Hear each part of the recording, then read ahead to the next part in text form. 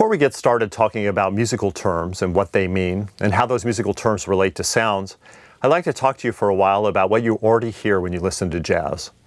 You may not realize that you're able to perceive many things about music, even though you might consider yourself a novice listener. There are many things that listeners without a great deal of musical terminology knowledge can hear. I want you to be aware of those things, and I want you to understand that many of you have listening skills that will be of great help in this course. It's my hope that these listening skills will improve greatly as you go through the course. Even though you are perhaps new to listening to jazz or other music in the manner in which we will listen in this course, you are not a novice listener. Music has surrounded you through your whole life, and jazz has surrounded you in various settings, even though you may not have sought it out before.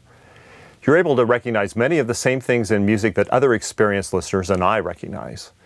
It's true that I've likely had more experience with using terms to describe music than you have, and this is what I want to help you with through this course. I think we'll realize that after we do the activities contained in this assignment, that we understand and hear many of the same things. I'm going to give you two contrasting excerpts in this assignment and ask you a few questions about your perceptions about these pieces of music. After you answer the questions, we'll talk about each of the pieces in the next video in our course. The questions to consider are as follows. First, what is your perception about the character of the music? Does it sound tense, relaxed, happy, pensive, or something else?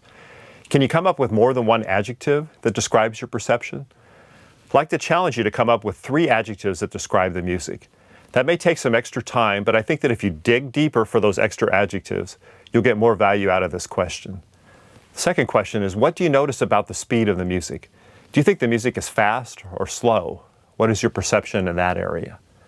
Third question, can you think of some aspects of the music, including speed or volume, rhythm, melody, or harmony, that affect your perception of the music's character?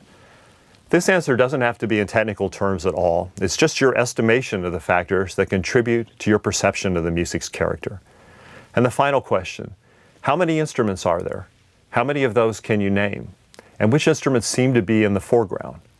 For this question, in terms of the number, a good guideline to use is 5 or fewer versus 9 or more. That's generally how instrumentation falls in jazz. We have 2 very contrasting excerpts in the assignment.